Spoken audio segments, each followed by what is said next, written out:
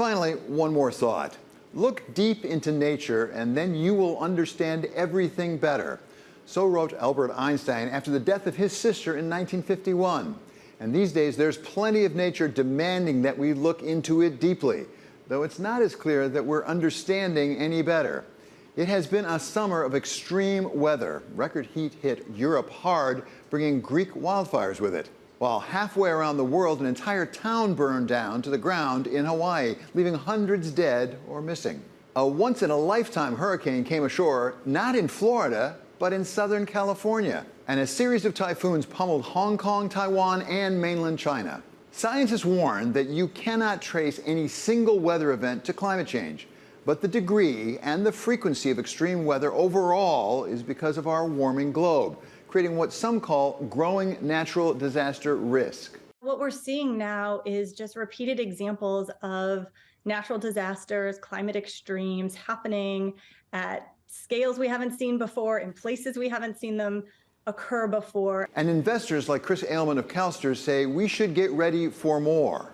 You're going to see more flight disruptions, more dirty air, more weather extremes, heat and cold, more droughts and rain, and that's absolutely going to be consistent for the rest of our lifetimes. Get used to it and adjust. And that means our investment models have to adjust to the volatility. It's not just investment models adjusting because of what we've done to nature. Many companies are racing one another to come up with ambitious goals for what's called zero emissions over some pretty tight time horizons. And that's where the understanding everything part of Einstein's admonition comes into play, because it turns out that it's not so easy to reverse course and slow everything down, much less reverse it.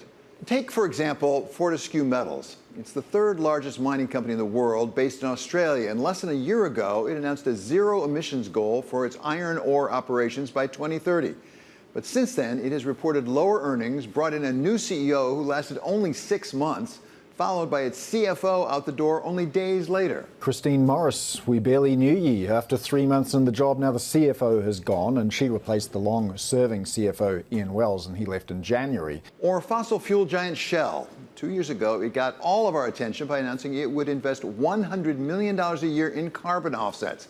But since then, it's invested less than half of that in projects that generated very few real offsets.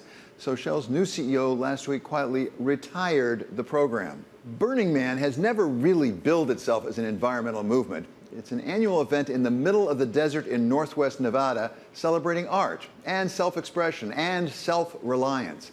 But this year, whatever its purpose, nature crashed the Burning Man party in a big way, putting to a test all that talk about self-reliance.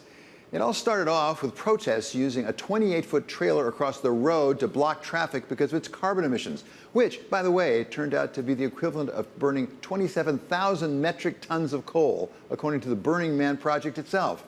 And as if to underscore the issue, nature sent torrential rains, the equivalent of 2 months' worth in a single day, which turned the desert into a toxic mud pit, forcing people like Chris Rock to trek 5 miles through that mud to reach a highway and bum a ride from some of his friends. While others stayed until the bitter end for the ritual burning of the giant man once the weather had cleared enough, and at least some still considered it worth it. I honestly think that this is the best burn ever. Seriously, this has given us the opportunity to rise to radical self-reliance and to support each other in the community, and I'm having the best time. All of which brings home the need for us to look deeply into nature, as Einstein suggested, and to try to understand everything just a bit better.